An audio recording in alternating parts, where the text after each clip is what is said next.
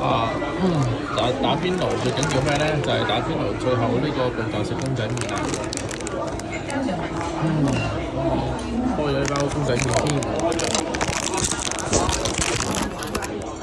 係啦，係餐廳版嘅日式公仔麵，餐廳專用嘅喎，係啦，咁咧就係啦，有麻油嘅，係啊，啲單手操作係麻煩啲嘅，等我打啲麵落去先。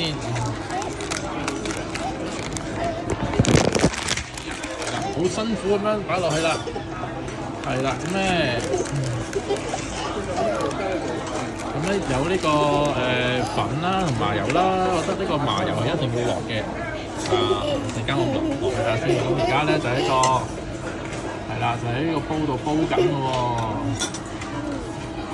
唔知大家中唔中意咁樣食嘅咧？啱啱煮完公仔麵，而家咧就落翻啲麻油落去啦。呢個咧個精髓嚟嘅，係